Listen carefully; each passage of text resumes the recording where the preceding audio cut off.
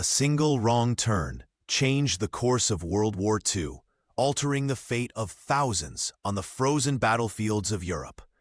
The Battle of the Bulge hung in the balance, American forces desperately low on fuel as German tanks advanced through the Ardennes. Before we begin, make sure to subscribe to the channel and comment where you're watching from. The makeshift depot outside Liège hummed with nervous energy despite the late hour. Jack Miller hunched over a worn table, squinting at maps that seemed determined to hide their secrets. The Pennsylvania natives' calloused fingers traced potential routes while snowflakes pelted the canvas tent above, creating an ominous drumbeat that matched his racing heart. "Miller, command needs this fuel at Stavelot by 0600, Captain Morris barked, sliding a clipboard across the table. "The offensive isn't waiting for better weather." Jack nodded silently, studying the orders. The tanker contained enough high-octane fuel to power an entire tank battalion, potentially the difference between victory and retreat in this frozen corner of Belgium. Outside, his GMC CCKW truck sat like a hulking shadow, its chains already fitted for the treacherous journey ahead. "The convoy's delayed another 4 hours," the captain added. "But this can't wait. You're going alone." A knot formed in Jack's stomach. Driving solo through the Ardennes in a blizzard with a truck full of combustible fuel wasn't just dangerous, it was borderline suicidal. Yet something deeper than fear guided his response. "Yes, sir. I'll get it there." As Jack stepped outside, the December wind sliced through his jacket. The snow had transformed the landscape into an alien terrain, erasing landmarks and creating ghostly silhouettes of the surrounding forest. He approached his vehicle, methodically checking the engine despite fingers numbed by cold. The truck had seen better days, but Jack trusted its stubborn resilience, a trait they shared. "Miller!" a voice called through the swirling white. Sergeant Alma Rivera emerged from the storm, her uniform dusted with snow. The logistics officer moved with purpose, her breath creating clouds in the frigid air. "Command just radioed. German patrols are active tonight," Rivera warned, her expression grave. "They've got English-speaking commandos at checkpoints." She pressed a folded slip of paper into his palm. "Today's password and countersign. Memorize it, then destroy it. If you meet our boys, this is your ticket home. If you meet anyone else—" She didn't finish the sentence. Jack tucked the paper into his breast pocket, feeling its weight far beyond its physical presence. "The maps aren't worth much in this weather," Rivera added, gesturing toward the swirling snow. "Follow the main road until the fork at Malmedy, then southeast. The outpost commander at Stavelot is expecting you." Jack climbed into the cab, the familiar smell of oil and canvas offering small comfort. As he turned the ignition, the engine protested, before reluctantly rumbling to life. Through the frosted windshield, he caught Rivera's final salute before she disappeared back into the storm. Duty pushed away dread as Jack released the brake. The truck lurched forward, headlights carving a narrow path into the white abyss of the Belgian winter. Behind him, the depot lights faded quickly, leaving only darkness ahead. The battered GMC CCKW groaned and shuddered as Jack Miller turned the ignition key. The engine coughed twice, before reluctantly roaring to life, vibrating beneath him like a living creature awakening from hibernation. He patted the dashboard affectionately. This old workhorse had seen him through worse conditions, though not by much. "Convoys delayed at least 4 hours, the radio operator had told him minutes earlier. Heavy German activity reported near the southern route. But Jack's orders from Sergeant Alma Rivera remained unchanged. "Get that fuel to Stavelot, no matter what." The Pennsylvania native checked his mirrors one last time, the weight of responsibility settling across his shoulders as heavily as the snow blanketing the Belgian landscape. "God help me," he muttered, releasing the brake and easing the truck forward. The headlights carved narrow tunnels through the relentless blizzard, illuminating a world reduced to shades of white and gray. Visibility extended barely 20 feet ahead, Each yard of progress a small victory against nature's fury. The windshield wipers fought a losing battle against the accumulating snow, forcing Jack to lean forward, squinting through the small clear patch they managed to maintain. Outside the depot, he hesitated at the crossroads. The convoy would have provided security, extra hands if the truck got stuck, and most importantly, company through the treacherous night. Going alone meant facing whatever waited in the whiteout with nothing but his wits and a vehicle that had seen better days before the war even started. Jack turned the radio dial, searching for any transmission that might break the overwhelming silence. Nothing but static crackled through the speakers, an appropriate soundtrack to the ghostly landscape. He adjusted his gloves and pulled his wool cap lower over his ears as the heater struggled against the bitter cold seeping through every seam of the truck. The dim glow of Liège's lights gradually faded behind him, swallowed by the storm until nothing remained but darkness and swirling snow. The road narrowed as he pressed deeper into the Ardennes, skeletal trees looming on either side like silent sentinels.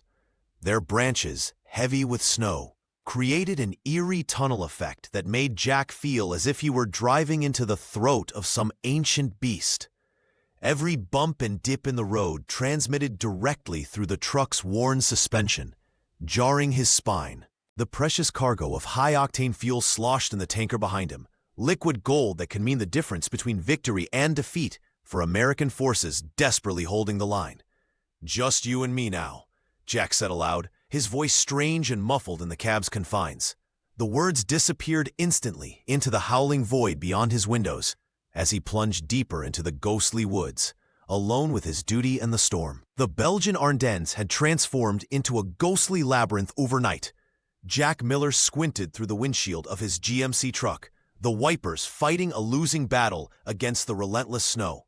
What should have been familiar terrain now felt alien and hostile. The forest loomed on both sides of the narrow road, skeletal trees reaching out like desperate hands through the whiteout. "Something ain't right," he muttered, slowing the vehicle as he approached what should have been a clear junction. Instead, he found a tangle of contradictory signs. One pointed west toward Stavelot, another east. A third had been twisted to face an impassable trail. Jack knew about the German commandos, English-speaking saboteurs in American uniforms who'd infiltrated the lines. Switching road signs was one of their favorite tricks. He'd heard stories at the depot in Liège, soldiers warning each other to trust their maps, not the markers. But his map was smudged and nearly useless now, dampness seeping through the paper despite his best efforts. The Pennsylvania native tapped his fingers against the steering wheel, a habit from his civilian days. His mechanical instincts, the same ones that had kept engines running in impossible conditions back home, were screaming warnings. The road felt wrong. The angle of descent, the way the snow had drifted, even the pattern of shell damage on the trees didn't match what he'd been briefed to expect. The truck lurched as its wheels caught in a hidden rut. Jack wrestled with the steering, coaxing the heavy vehicle back onto somewhat solid ground. The precious cargo of fuel sloshed in the tanker behind him. If he lost control here, in this nowhere stretch of Belgian forest, the mission would end before it began. Forward or back? He whispered, weighing his options. The depot was miles behind now, and the storm had likely covered his tracks. Ahead lay uncertainty, possibly enemy territory. His orders from Sergeant Rivera had been clear. Get the fuel to the outpost near Tuapam, no matter what. Jack checked his watch. 3 hours since departure, and he should have reached a checkpoint by now. The radio crackled with static when he tried it again.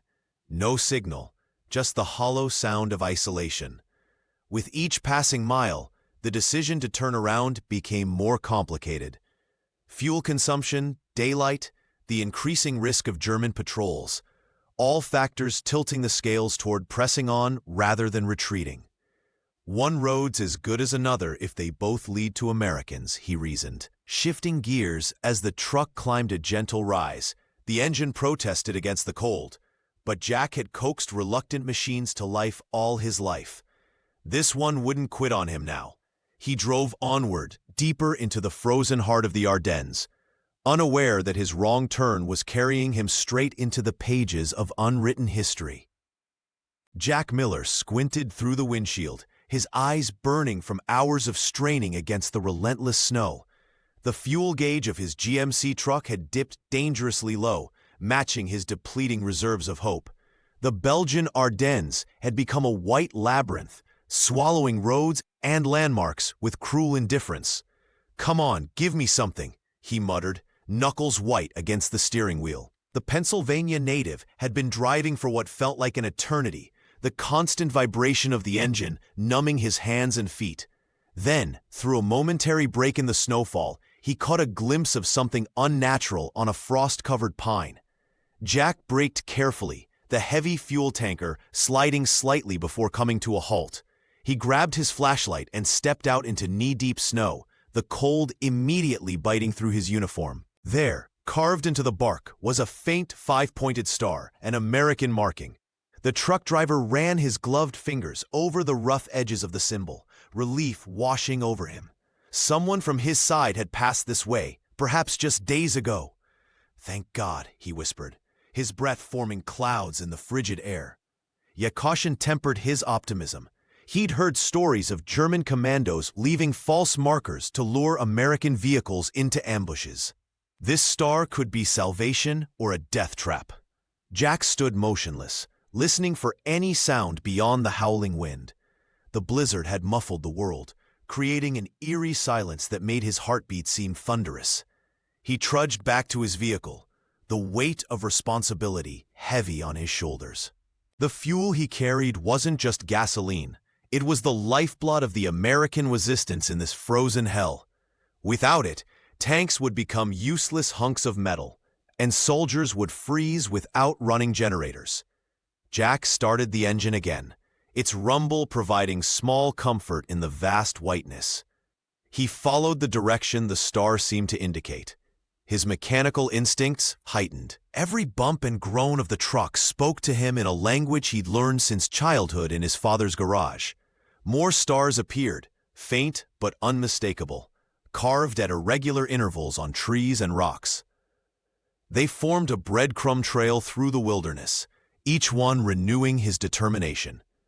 The snow continued its assault, but his sense of purpose had sharpened to a fine point. 1 mile at a time, he told himself, repeating the mantra that had carried him through North Africa and Italy. Just 1 more mile. The fuel tanker pushed forward, leaving deep tracks in the virgin snow. Jack had no way of knowing if these markings would lead him to Stavelot or into disaster, but moving forward was the only option. The password slip Sergeant Rivera had given him felt like a talisman in his pocket, his only proof of identity if he encountered American forces. As darkness began to fall, Jack's path narrowed further, the trees closing in like silent sentinels guarding the secrets of the Ardennes. The fork in the road loomed before Jack Miller like a question mark etched in snow. His headlights caught the divergence, 2 paths, equally shrouded in white. Jack pulled the battered map from his pocket, squinting at it under the dim dashboard light. According to the crumpled paper, he should veer left toward Stavelot, but something didn't feel right. He killed the engine momentarily, letting silence envelop the cab. The Pennsylvania native rolled down his window, letting the bitter Belgian winter air flood in. That's when he caught it, the faintest scent of burnt oil carried on the wind from the right fork. It was familiar somehow, reminiscent of American vehicles. "Maps can be wrong," he muttered to himself, remembering Sergeant Rivera's warning about German saboteurs switching road signs throughout the Ardennes. The truck driver drummed his gloved fingers against the steering wheel, weighing his options. The fuel in his tanker was desperately needed. A wrong choice could cost lives. Jack started the GMC CCKW again, its engine protesting against the cold. The military truck's headlights carved twin tunnels through the falling snow, illuminating just enough road to navigate by. Against his better judgment, or perhaps following it, he steered right, away from the route marked on his map. "Sometimes you've got to trust your gut more than your orders," he said to the empty passenger seat, as if justifying his decision to an invisible Sergeant Rivera. The unmarked path narrowed, trees pressing closer on either side. Each bump sent the vehicle lurching, the precious cargo of high-octane fuel sloshing inside the tanker behind him. Jack gripped the wheel tighter, eyes straining to catch any movement in the ghostly woods surrounding him. What he couldn't know was that 3 days earlier, a team of German commandos had used this very route, deliberately leaving subtle traces of oil to mislead American vehicles. The saboteurs had calculated that any lost Allied transport would eventually stumble upon their forward positions. The truck hit a particularly deep rut, and Jack winced at the sound of metal scraping against hidden stone. He downshifted carefully, nursing the vehicle through the rough patch. Every mile deeper into this unknown route was another gamble with his life and mission. The snow was falling heavier now, accumulating on the windshield faster than the wipers could clear it. Jack leaned forward, his breath fogging the glass. He'd been driving for hours, and fatigue was settling into his bones. Still, his mechanical instincts remained sharp. Something about the way the snow was packed suggested recent travel. "Either I'm following friends," Jack whispered, "or I'm driving straight into trouble." The truck pressed on through the white void, each bump and lurch a reminder of just how alone he truly was in the frozen Ardennes. The snow piled higher on the windshield with each passing minute, forcing Jack Miller to stop every few miles to clear it. The wipers struggled against the relentless onslaught, their rhythmic scraping a poor substitute for human conversation. He reached for the radio dial, turning it anxiously, but only static answered him. The connection was gone. "Damn it," Jack muttered, tapping the device in frustration. Nothing but crackling emptiness replied. The fuel truck's engine sputtered, protesting against the bitter cold that seemed determined to freeze everything solid. Jack patted the dashboard instinctively, as if encouraging a stubborn horse. "Come on, girl, just a little further." The Pennsylvania native had always talked to his vehicles, a habit that had earned him gentle ribbing back at the depot near Liège. Now, that familiar depot felt like it existed in another lifetime. Jack was utterly alone with his precious cargo. Each dark space between the snow-laden pines could conceal a German patrol. Every unusual sound might be the approach of enemy forces hunting for exactly what he carried: high-octane fuel that could power the machines of war. The isolation gnawed at his resolve more effectively than the cold. Jack checked his watch. 4 hours since his last human contact. 4 hours of nothing but white roads vanishing into white skies, with no confirmation he was even heading in the right direction. The slip of paper with the day's password sat folded in his breast pocket, a small reminder that somewhere ahead American forces were waiting. The truck hit a deep rut, jolting violently. Jack gripped the wheel tighter, his knuckles white with tension. The vehicle's headlights carved twin tunnels through the swirling snow, illuminating barely 20 feet ahead. Beyond that lay only uncertainty. "Should have waited for the convoy," he whispered, then immediately shook his head. Orders were orders. The soldiers at the outpost needed this fuel desperately. A sudden movement in the trees made him duck instinctively. Just snow falling from branches, but his heart hammered against his ribs nonetheless. The mechanic took a deep breath, forcing his nerves to settle. Panic wouldn't get the truck through this wilderness. Jack's stubbornness, the same quality that had frustrated his commandos and endeared him to fellow drivers, now became his greatest asset. His hands remained steady on the wheel despite the fear creeping up his spine.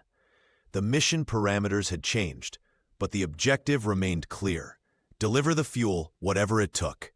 The engine sputtered again, more violently this time. Jack frowned, listening to its troubled rhythm with a practiced ear. If the vehicle failed now, he'd be stranded in this frozen hell. "Not today," he said firmly, as if the truck could hear his determination. "We're getting there, both of us." The GMC truck lurched violently as Jack Miller broke through a dense thicket of snow-laden pines. His hands, numb despite his gloves, gripped the steering wheel tighter as the headlights suddenly illuminated a massive silhouette ahead. He pumped the brakes, the vehicle skidding slightly before coming to a halt. There, half buried in pristine snow, like some prehistoric creature, sat an American Sherman tank. Silent and abandoned, it looked almost peaceful in its frozen tomb. Jack cut the engine, the sudden silence pressing against his ears as he reached for his flashlight. "Better check it out," he muttered to himself, the sound of his own voice oddly comforting after hours of isolation. The Pennsylvania native trudged through knee-deep snow, his mechanic's instincts already assessing the situation. The tank showed no obvious shell damage, strange for a vehicle abandoned in active combat zones. As he circled the Sherman, he noted the engine compartment had been left partially open, as if someone had been working on it before leaving in a hurry. Jack brushed away snow from the hull numbers, recognizing the unit designation. This tank belonged to American forces, no doubt about it. He climbed up onto the frozen metal hull, his fingers tracing the seam of the commander's hatch. With a grunt of effort, he wrenched it open. The interior smelled of oil, gunpowder, and something else, fear, perhaps. Jack shined his light around the cramped compartment. No blood, no signs of violent evacuation, just the eerie stillness of a machine abandoned by its crew. Something caught his eye in the driver's compartment, fresh marks on the floor. Not the random scuffs of combat, but deliberate impressions. He leaned closer, recognizing the distinct pattern of American-issue boots. The tracks couldn't be more than a day old. "They left on foot," he whispered, following the logic. The tank must have broken down or run out of fuel, forcing the crew to continue their journey eastward. More importantly, the tracks led away from the tank in a clear direction, further down the snow-covered road he'd been following. Jack felt a surge of hope. If American soldiers had passed this way recently, he might not be as lost as he feared. He climbed back down, his boots crunching in the snow as he considered his options. The abandoned vehicle stood as both warning and encouragement, a sign that others had faced the same brutal conditions and pressed onward. Back in his truck, Jack studied his map one more time, though the creases and smudges made it nearly useless in the dim light. The fresh tracks offered something the map couldn't: recent human passage. In this frozen wilderness behind enemy lines, that was worth more than any paper guidance. With a deep breath, he started the engine again. The truck's headlights carved twin paths through the darkness as he followed the ghostly trail left by unknown comrades. Deeper into the Ardennes, Jack Miller stared at the Sherman's tracks cutting through the snow, his weathered hands gripping the steering wheel tighter. The discovery had given him a choice: backtrack to known territory or follow this ghostly trail deeper into the unknown. He knew he was well beyond any route marked on his tattered map, but those American treads meant something. Someone had made it through. "This isn't protocol," he muttered to himself, breath fogging in the freezing cab of his TMC. The fuel gauge needle hovered dangerously close to empty, not just for his truck, but for the precious cargo he carried. The irony wasn't lost on him. A vehicle transporting fuel, now at risk of running out itself. The Pennsylvania native rubbed his stubbled chin, weighing his options. Turning back meant certain failure. The men at Stavelot would never receive their desperately needed supplies. Moving forward meant gambling with his life, the mission, and thousands of gallons of high-octane fuel that could fall into enemy hands. Jack shifted the truck into gear. The engine protested with a wheezing cough before catching. "Come on, old girl," he coaxed, patting the dashboard like an old friend. The vehicle lurched forward, following the tank tracks that disappeared into the swirling white void ahead. Each mile brought new anxiety. The radio remained dead, its static a constant reminder of his isolation. Without communication, without backup, Jack was truly alone in this frozen wasteland. The weight of his cargo, both physical and metaphorical, pressed down on him with every bump and slide of the tires. He drove with every sense heightened to painful awareness. His eyes scanned constantly between the disappearing tracks and the dense tree line where German patrols could materialize at any moment. His ears strained past the rumble of the engine for any sound that didn't belong to the forest or his truck. Even his sense of smell seemed sharper, catching the faint scent of diesel and gunpowder that suggested recent military movement. Sergeant Rivera would have my head for this, he thought, remembering the authoritative woman who'd handed him his orders back at the depot. The memory of civilization felt distant now, as if Liège existed in another world entirely. The truck hit a particularly deep drift, wheels spinning momentarily before finding purchase. Jack exhaled slowly, not realizing he'd been holding his breath. The Belgian Ardennes stretched endlessly around him, a frozen maze with no clear exit. Yet something deeper than logic, a mechanic's intuition perhaps, told him these tracks would lead somewhere vital. "Forward it is," he whispered, as the forest thickened around him. No turning back now. The crack of distant gunfire shattered the silence like ice breaking on a frozen lake.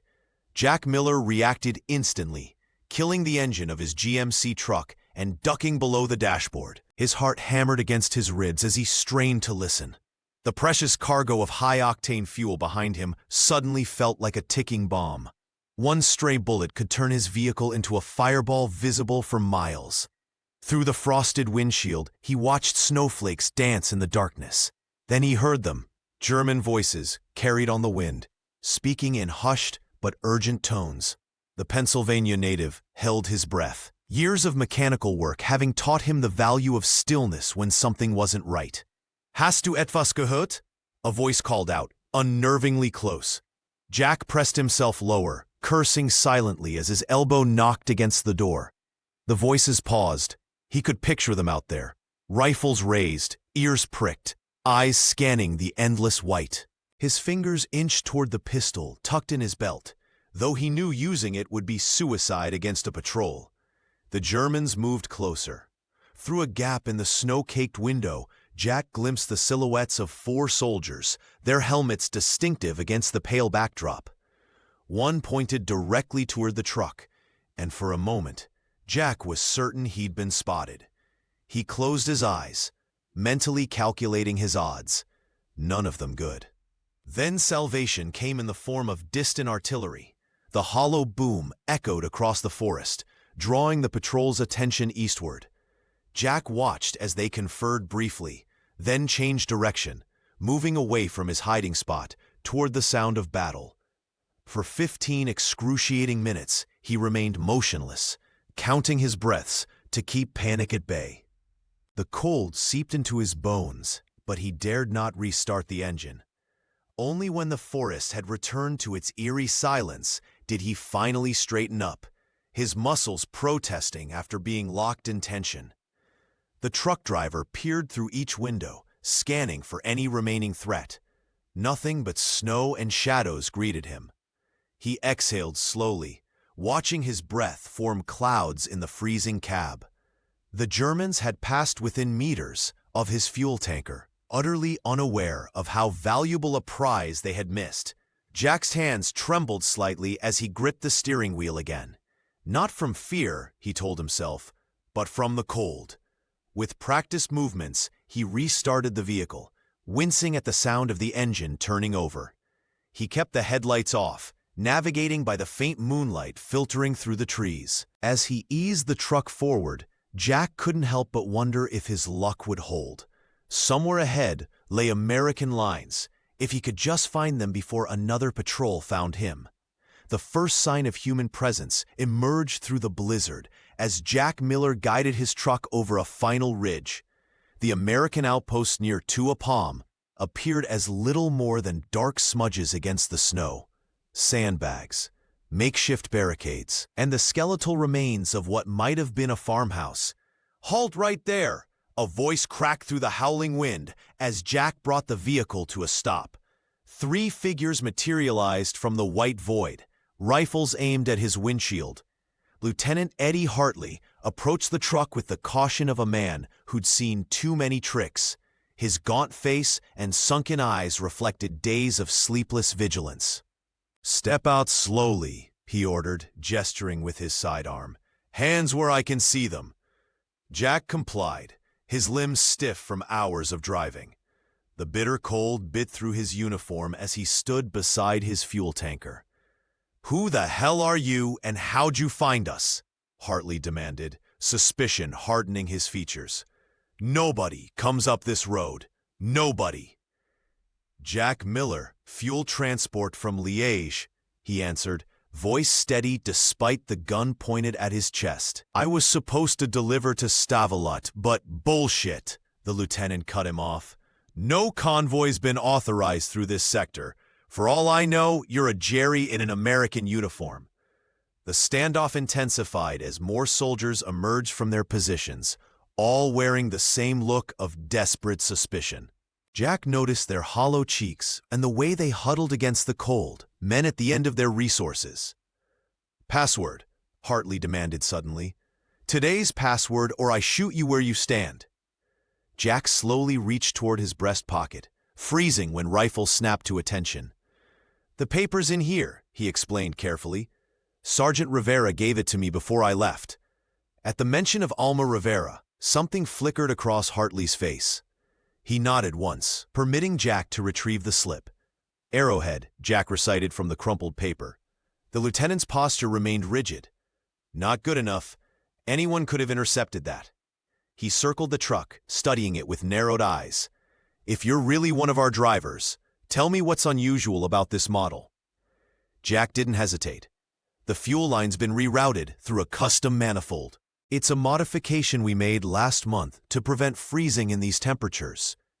Hartley crouched beside the undercarriage, flashlight beam dancing across the metal. When he stood, his expression had shifted from hostility to cautious relief.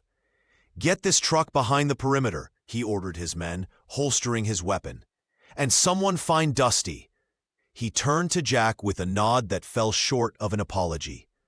"Welcome to Hell's waiting room, Miller. Your wrong turn might be the luckiest thing that's happened to us in days." Sergeant Alma Rivera burst into action the moment Jack Miller's truck came to a halt. Her voice cut through the howling wind as she directed the exhausted soldiers with practiced authority. "Move those cans into position. I need 3 men on the pumps and everyone else forming a security perimeter," she commanded, her breath forming clouds in the frigid air. The outpost's fuel infrastructure had deteriorated badly during the long days of isolation. Pipes were frozen, valves stuck, and the ancient pumping system hadn't been used in weeks. Jack climbed down from his vehicle, his joints stiff from the long drive through the Ardennes. "Your timing couldn't be better," Alma said, her expression softening momentarily before returning to business. "But these pumps won't cooperate without some coaxing." Jack nodded, already assessing the situation with a mechanic's eye. "I've worked with worse. Get me some tools and an extra pair of hands."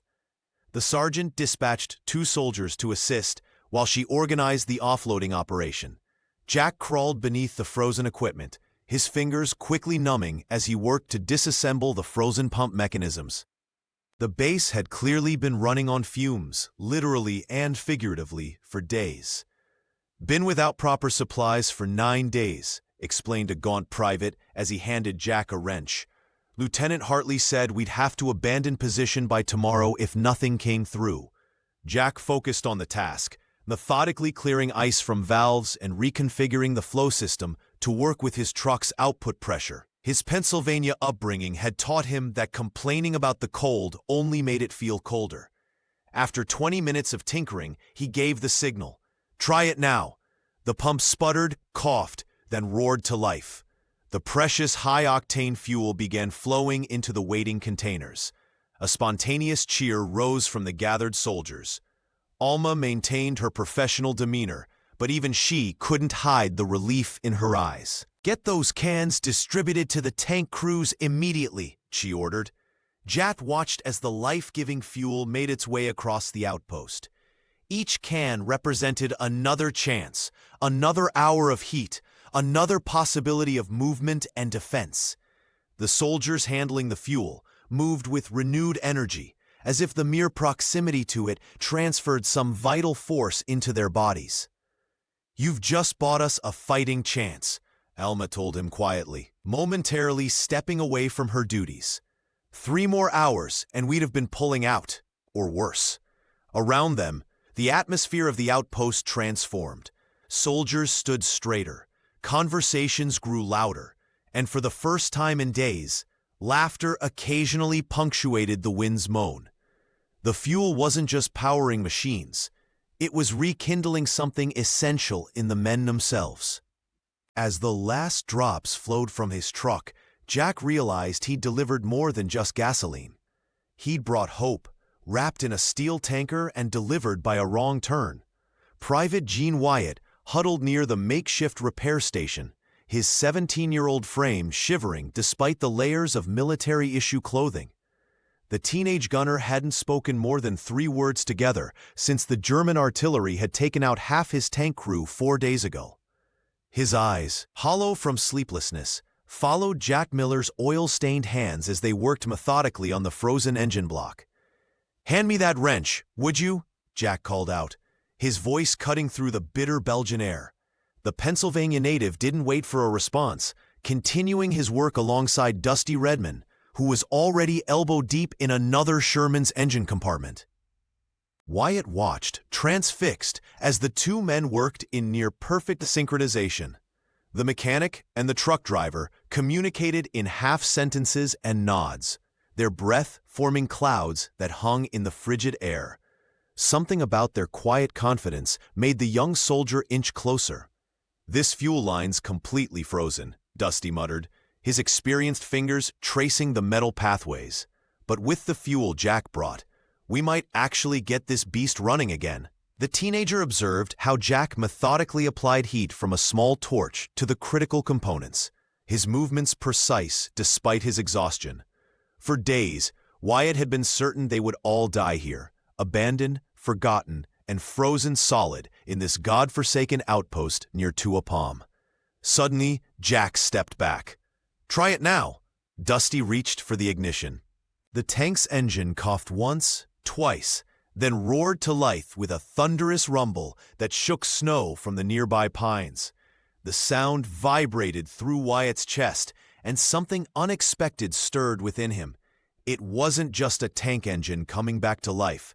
It was possibility itself. A second Sherman sputtered to life moments later. The young gunner felt his heart rate quicken. For the first time since the artillery strike, he felt something other than paralyzing fear. "We need someone to check the turret rotation," Jack called out, wiping grease from his hands onto an already filthy rag. "Make sure those mechanisms aren't seized up." Before he realized what he was doing, Wyatt stepped forward. "I can do it," he said, his voice cracking from disuse. "I know these turrets." Both men turned, surprise evident on their faces. Dusty nodded approvingly, while Jack offered a small smile. "Good man," the truck driver said, handing Wyatt a tool. "Start with the traverse gears. They'll need oil." As the teenager climbed onto the tank, he felt the steel beneath his hands, cold but vibrating with power. The machine was alive again. Perhaps they all could be. "You know," Dusty said quietly to Jack, as they watched the young gunner work, "that's the first time he's volunteered for anything since I got here." Jack nodded. Sometimes all it takes is seeing something impossible happen to believe in possibilities again. Wyatt's hands moved with growing confidence across the familiar controls. For the first time in days, he allowed himself to believe they might actually survive. The growl of engines warming up brought a rare moment of hope to the outpost. Jack Miller watched with satisfaction as the Sherman tanks, once frozen and lifeless, began to shake off their icy slumber. But the momentary triumph was short-lived. Whispers traveled faster than the heat from the engines. "Lieutenant, we've got a situation," a scout reported breathlessly to Eddie Hartley, his face flushed from the cold. "Spotted German footprints near the fuel dump. Couldn't have been more than an hour ago." The news rippled through the gathered men. Lieutenant Hartley's expression darkened as his gaze settled on Jack. The Pennsylvania driver felt the weight of suspicion fall upon him like a physical burden. "Secure the perimeter," Hartley barked, his hand instinctively moving toward his sidearm. "And keep an eye on our new arrival." Jack noticed the shift immediately. Soldiers who had nodded gratefully at him minutes before now regarded him with narrowed eyes. He understood their fear. The single saboteur could doom them all. "I came alone through a blizzard to bring you fuel," Jack protested, his voice steady despite the rising tension. "Why would I do that if I was working for the Germans?" Hartley approached, his boots crunching in the snow. "Maybe that's exactly what they wanted. Get us to lower our guard with a gift, then strike when we're vulnerable." Sergeant Alma Rivera stepped forward, clipboard in hand. "Sir, the timing doesn't add up. Miller arrived after the patrol was spotted." "Unless he was the advanced scout," Hartley countered, his paranoia feeding on itself. "Check his vehicle again. Every inch." As two soldiers moved toward the truck, Dusty Redmond emerged from beneath one of the tanks, wiping grease from his hands. The mechanic had been working alongside Jack, witnessing his expertise firsthand. "Lieutenant, I've been watching this man work," Dusty interjected. "No saboteur knows American engines like he does. Those are mechanics' hands, not a spy's." Hartley hesitated, torn between caution and the practical reality before him. Private Gene Wyatt, standing by his newly revived tank, spoke up with unexpected conviction. "Sir, he knew exactly how to fix my Sherman when everyone else had given up on it."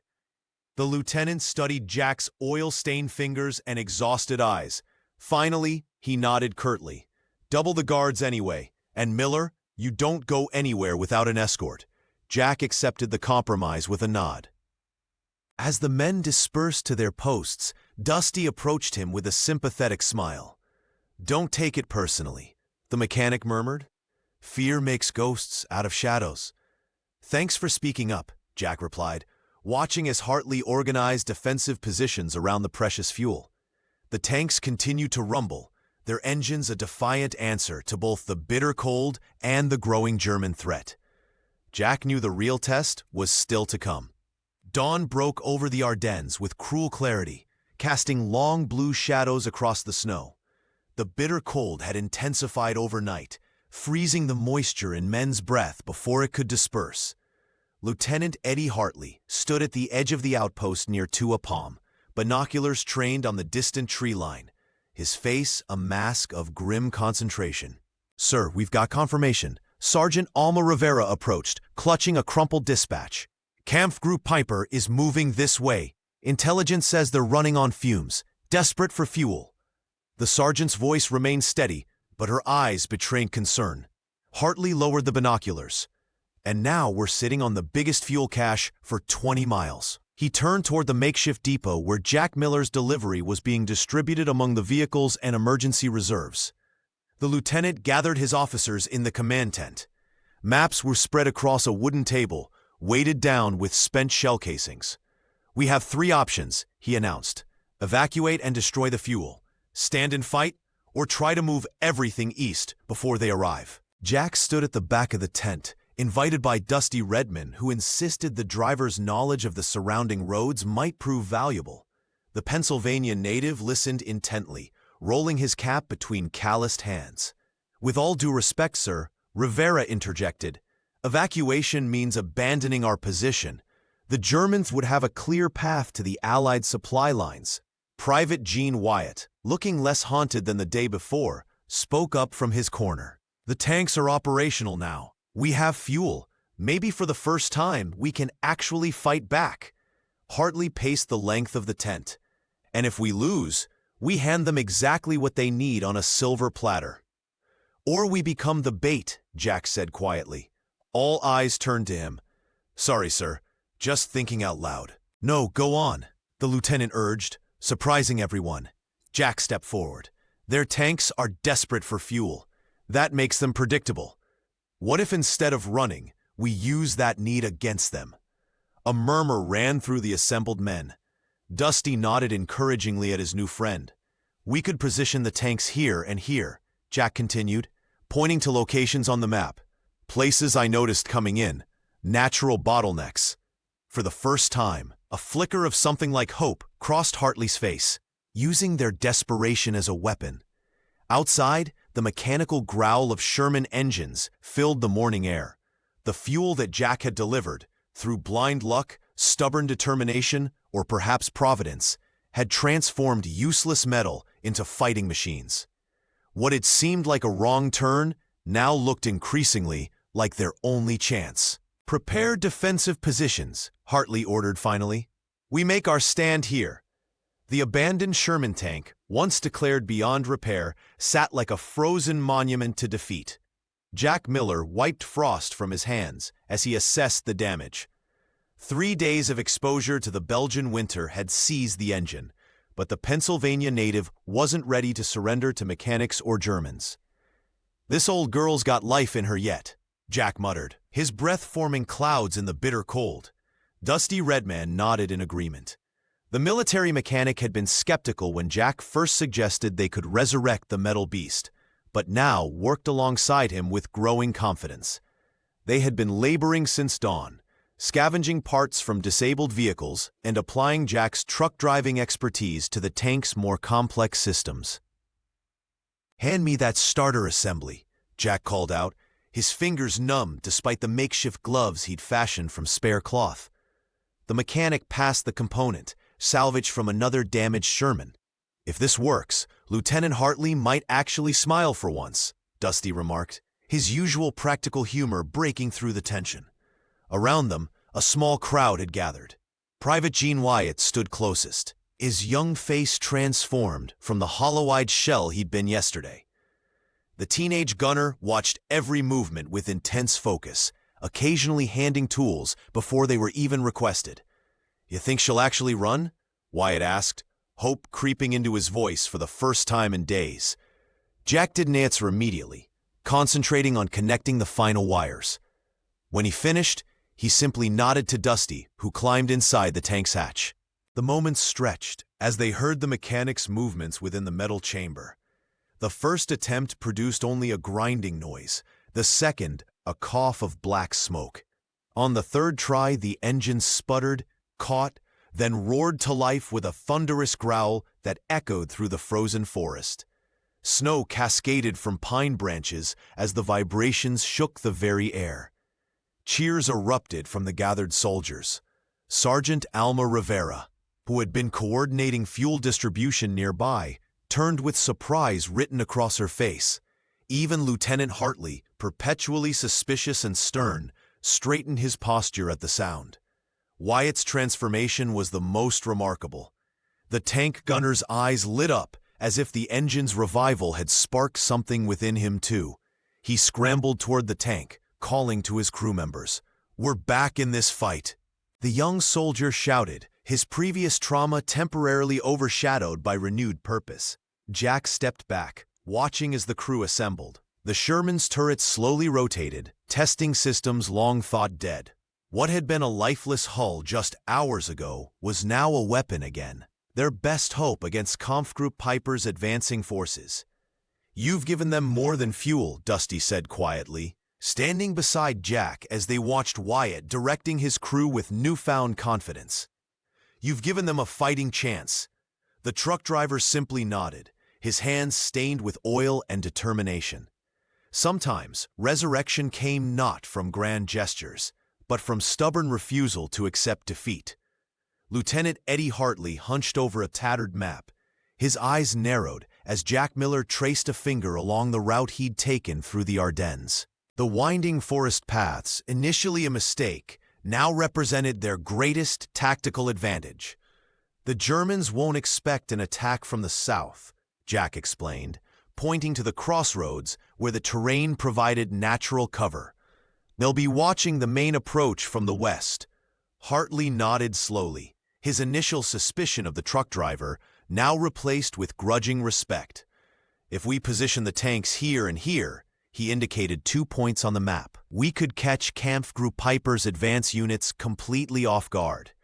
The lieutenant turned to Sergeant Alma Rivera, who was already calculating fuel distribution for the operation. "How many Shermans can we field?"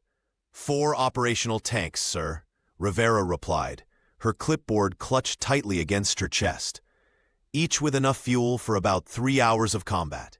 Dusty Redman entered the command tent, wiping grease from his hands. The last Sherman's ready to roll. Gene's crew is loading ammunition now. Outside, the revived vehicles rumbled with newfound power, their engines cutting through the frigid morning air. Private Gene Wyatt climbed atop his tank, the teenager's face set with determination that had been absent just 24 hours earlier. "I know these roads," Jack volunteered, surprising even himself. "I can guide the lead tank to the ambush position." Hartley studied him for a moment. "You're a civilian, Miller. No one would blame you for staying back." "With all due respect, sir, I didn't drive through a blizzard behind enemy lines just to sit this one out," Jack replied. The lieutenant's mouth twitched in what might have been a smile. "All right then, you'll ride with Wyatt's crew." As dawn broke over the Belgian forest, the column of tanks moved silently through the snow. Jack sat beside Gene in the lead Sherman, pointing out landmarks he recognized from his journey. The mechanic's hands, still stained with oil, gripped the edge of the hatch as they approached the designated position. "Cut engines," came Hartley's order through the radio. "Positions in 3 minutes." The tanks maneuvered into a horseshoe formation overlooking the crossroads. Jack could feel the tension radiating from every soldier. Men who had been on the verge of defeat just yesterday, now poised to strike. "Movement from the north," whispered Rivera from her observation post. Through the trees, the dark shapes of German vehicles appeared, advancing cautiously along the road. They moved with the confidence of predators unaware they were being watched. Hartley's voice crackled through the radio. "Hold! Hold!" Jack's heart hammered against his ribs. The mechanic, who had never intended to be a soldier, found himself at the pivot point of a battle. "Fire!" The forest erupted with the thunder of tank cannons, and the ambush at the crossroads began. The morning silence shattered as the first Sherman fired, its shell tearing through the lead German vehicle. Jack Miller pressed himself against a snow-covered log, watching as Lieutenant Eddie Hartley's plan unfolded with deadly precision. The American tanks, positioned strategically along the tree line, had complete visual advantage over the unsuspecting German recon unit. "They never saw us coming," whispered Dusty Redman beside him, his breath forming clouds in the frigid air. The German convoy, expecting resistance from the west, had no time to regroup against this southern assault. Their vehicles scrambled in confusion, treads spinning in snow as commanders shouted contradictory orders. Private Gene Wyatt, manning the gun in the lead Sherman, showed none of his previous hesitation. The young gunner's shots found their marks with uncanny accuracy, his earlier trauma transformed into focused determination. "That kid's a natural," Jack murmured, ducking as return fire splintered bark above their heads. The battle intensified as German gunners recovered from their initial shock. Bullets whizzed through branches, and the air filled with the acrid smell of cordite and diesel. Sergeant Alma Rivera directed flanking movements from her position, using hand signals to coordinate the tank's positions, without radio communication that might be intercepted. One American tank took a direct hit, its right track severed. The crew bailed out, scrambling through snow toward Allied positions. Jack's mechanical instincts kicked in as he assessed the damage from afar, repairable, but not during active combat. "Cover me," he shouted to Dusty, then sprinted toward the wounded soldiers, helping drag one limping crewman behind the safety of a fallen tree. The lieutenant's strategy was working. The German unit, caught between advancing Shermans and the natural barrier of a steep ravine, found themselves in a tactical nightmare. Their expected fuel cache, the very supplies Jack had delivered, was instead powering the American counterattack. Through the chaos, Jack spotted Wyatt's tank advancing boldly, pushing the Germans back yard by yard. The Sherman that Jack and Dusty had resurrected from near death was now the spearhead of their defense, its engine running flawlessly despite the bitter cold. "They're breaking!" Someone shouted as the first German vehicles began retreating, abandoning their planned assault route. The remaining enemy forces fired desperately as they withdrew, but their coordination had collapsed. What should have been a crushing advance against an undersupplied outpost had transformed into a humiliating retreat. The Americans, fueled and positioned perfectly thanks to one wrong turn through treacherous roads, held their ground with unexpected might. As the last German vehicle disappeared into the forest, an eerie quiet descended on the battlefield. Snow began falling again, already beginning to cover the scars of combat. Jack exchanged a knowing look with Dusty. Neither spoke the obvious truth that without that fuel delivery, this victory would have been impossible. Smoke billowed across the battlefield, mixing with swirling snow to create an otherworldly fog. Jack Miller crouched behind the twisted remains of a fallen pine, his shoulder pressed against Dusty Redmond's as they watched the unfolding chaos. The mechanic's face was streaked with grease and sweat, despite the biting cold. His eyes never leaving the Sherman tanks they brought back from the dead. "They're pulling back," Dusty whispered, pointing toward the tree line, where the last German vehicles were retreating, their silhouettes fading into the white haze. Jack nodded, hardly believing what they were witnessing. The unexpected resistance had completely disrupted the German advance. Kampfgruppe Piper's recon unit, caught off guard by the ambush from the south, abandoned their offensive push rather than waste precious resources on what was supposed to be an easy target. Lieutenant Eddie Hartley moved cautiously toward them, keeping low despite the diminishing gunfire. His face, once tight with suspicion toward Jack, now showed grudging respect. "Your shortcut saved us," the lieutenant admitted. "They never expected us to have operational tanks, let alone to hit them from that direction." Through breaks in the smoke, they could see Private Gene Wyatt emerging from his tank hatch, the young gunner's face transformed from the shell-shocked boy Jack had first encountered. The teenager pumped his fist in the air, his crew joining in the celebration below. "We got 3 of their vehicles," Sergeant Alma Rivera reported, sliding into position beside them. She handed Hartley a pair of binoculars. The rest scattered when they realized we weren't as defenseless as intelligence suggested. The outpost that had been days away from evacuation now stood as an unexpected bulwark in the German advance. Jack watched as American soldiers moved with renewed purpose, securing positions and tending to the wounded with an energy that had been absent before. "Not bad for a wrong turn," Dusty said, clapping Jack on the shoulder. Jack smiled faintly, his thoughts drifting to that moment of hesitation at the fork in the road. How close he'd come to following his map instead of his instincts. The truck driver's decision, made in isolation and doubt, had rippled outward in ways he couldn't have imagined. As the last echoes of combat faded, replaced by the creaking of tank treads and shouted orders, Hartley rose to his feet. "We hold this position," he announced. "Rivera, get on the radio. Tell command what happened here." The sergeant nodded, moving quickly toward the communications tent. Jack remained still, watching snowflakes settle on his oil-stained hands. He was just a truck driver who'd gotten lost in a blizzard. Yet somehow that simple mistake had become the pivot point around which this small but crucial victory had turned. The battle wasn't over, but for the first time since the Germans launched their surprise offensives, the momentum had shifted. As the last echoes of gunfire faded into the frozen Belgian forest, Jack Miller stood alone among the scattered remnants of battle. Snow continued to fall, but gentler now, as if nature itself acknowledged the fragile peace they'd won. He walked slowly between the battered Sherman tanks, their metal hulls still warm and ticking as they cooled in the winter air.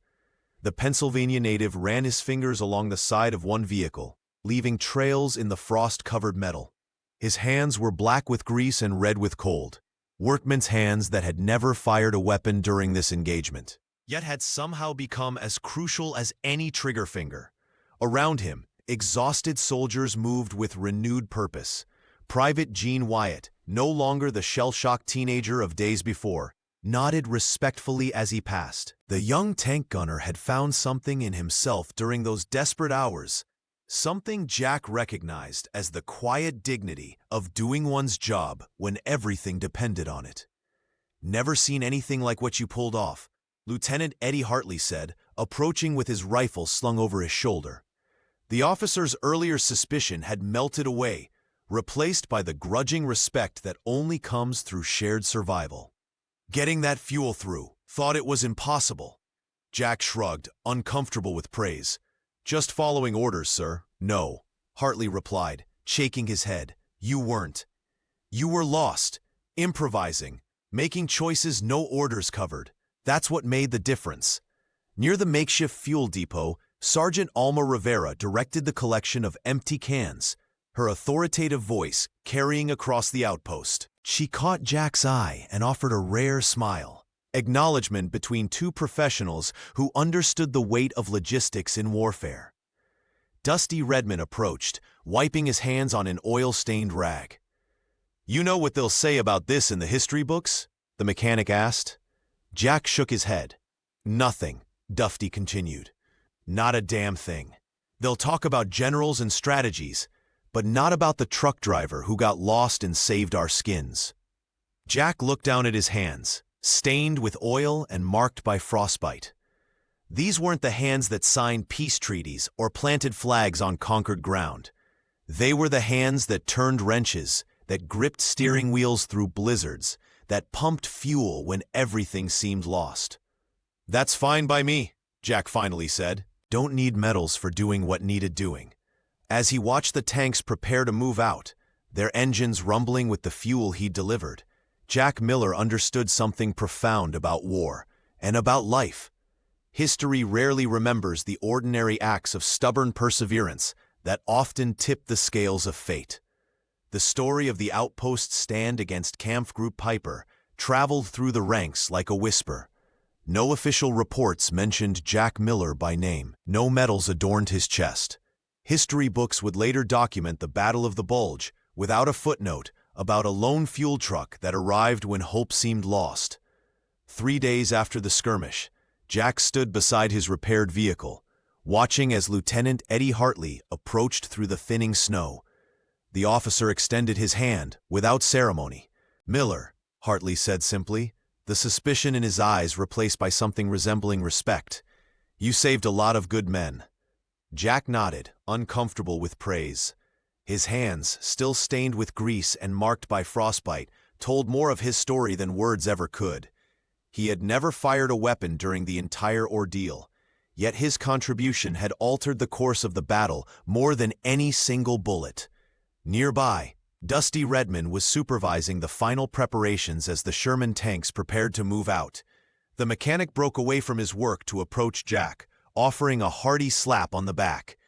"You Pennsylvania boys are stubborn as mules," Dusty laughed. "Thank God for that." Private Gene Wyatt, now standing taller in his uniform, climbed atop the lead tank. The transformation in the young gunner was remarkable.